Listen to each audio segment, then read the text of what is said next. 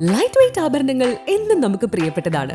Budget friendly ആയ light weight ആഭരണങ്ങളുടെ ഏറ്റവും വലിയ കളക്ഷനുമായി മലബാർ ഗോൾഡ് ആൻഡ് ഡയമണ്ട്സ് വടകരയിൽ ഒരുക്കുന്ന light weight jewellery show August 28 മുതൽ സെപ്റ്റംബർ 3 വരെ ഞങ്ങളുടെ വടകര ഷോറൂമിൽ. മനസ്സിനിണങ്ങിയ ഡെയിലി വെയർ ആഭരണങ്ങളുടെ അതിവിപുലമായ കളക്ഷനു പുറമെ ട്രെൻഡി ഡിസൈൻ ആഭരണങ്ങളുടെ സമാനതകളില്ലാത്ത ശ്രേണി നിങ്ങളെ കാത്തിരിക്കുന്നു. വരൂ, പണത്തിനൊത്ത മൂല്യത്തിൽ സ്വർണം സ്വന്തമാക്കാൻ മലബാർ നിങ്ങളേവരെയും സ്വാഗതം ചെയ്യുന്നു.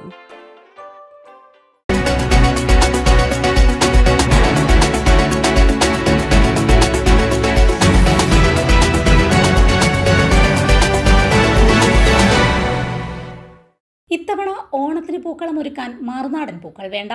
ചെണ്ടുമല്ലി കൃഷിയിൽ നൂറുമേനി കൊയ്തിരിക്കുകയാണ് കോട്ടപ്പള്ളിയിലെ അനീഷ്. കോട്ടപ്പള്ളി ശ്രീ സുബ്രഹ്മണ്യ ക്ഷേത്രപ്പറമ്പിലാണ് അനീഷ് ചെണ്ടുമല്ലി പൂപ്പാടം തീർത്തത്.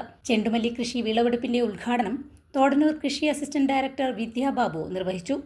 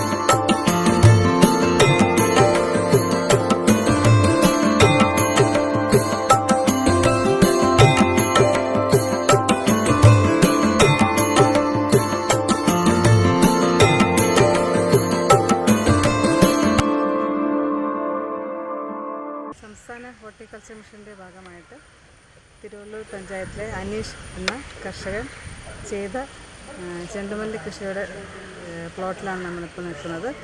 SHM പദ്ധതിയിൽ അദ്ദേഹത്തിന് ആനുകൂല്യങ്ങൾ ലഭിച്ചിട്ടുണ്ട്. നിലവിൽ അവർക്ക് മാർക്കറ്റിങ്ങിന് ബുദ്ധിമുട്ടുകളൊന്നും നേരിടുന്നില്ല.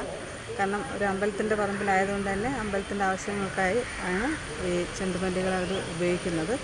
പിന്നെ ഇപ്പം ഓണത്തിൻ്റെ സീസൺ കൂടി ആയതുകൊണ്ട് ഓണത്തിനും ഇവിടെ ആൾക്കാർ വന്ന് പൂവുകൾ മേടിക്കുന്നുണ്ട്.